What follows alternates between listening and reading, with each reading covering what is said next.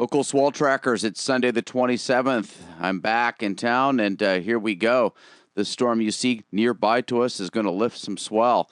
It's not that big of a storm, but the proximity is not going to allow for much swell decay. We're going to expect 10 to 12 plus. Outer reefs will break on this guy right here, and that starts to rise rapidly on Monday.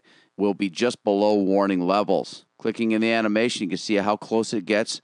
We have a complex, let me rewind this a little bit. We have a complex set of low pressures there for some northwest swell on Thursday in the 5 to 7 foot range.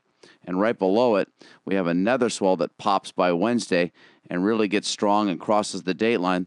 That one should be bringing us up Thursday and Friday, overlapping the smaller one up in that solid 10-foot range. Look how strong it gets over here with some 45-foot swell in there up towards Alaska. They get giant swell up, and it just goes unridden. Continuing on with the animation, the last view, we see a whomper storm filling in right there a week from tomorrow. February 4th is when this model shows, and we can count on something pretty big around the 7th or 8th, and we'll keep an eye on that one. But the swell train continues. The winter engines are in full throttle. All right, let's take a look at the swell periods marching through. Here's the one we're seeing right now that's small 4 feet, long period. Here comes the one for Monday. It generated close by.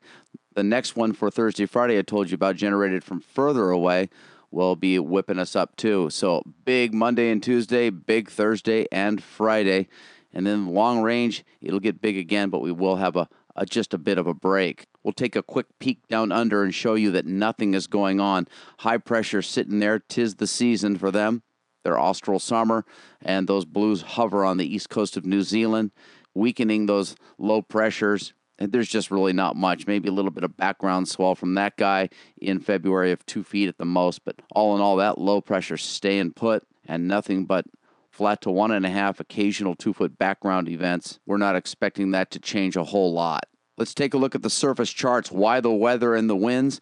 This big high pressure being pushed off to the east. The ridge being pushed down over the islands, weakening the winds. The low pressures have been winning the competition between that high. Now, speaking of between that high, this low pressure and this high right here have the winds funneling up over the islands. That's why we see these southerly winds. This big low pressure has a trailing front that's nearing Kauai today and moving down the island chain through Tuesday, keeping the winds out of the south, keeping the weather lousy.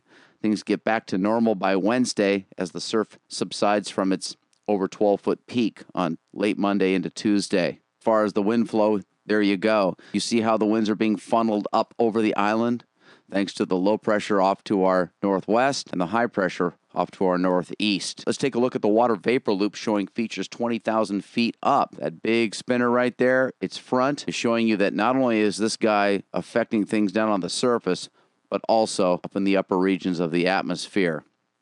The browner regions are showing the drier sinking air, and obviously the blues are the wettest areas. It's a beautiful storm. We'll drill down a little bit and give you this view.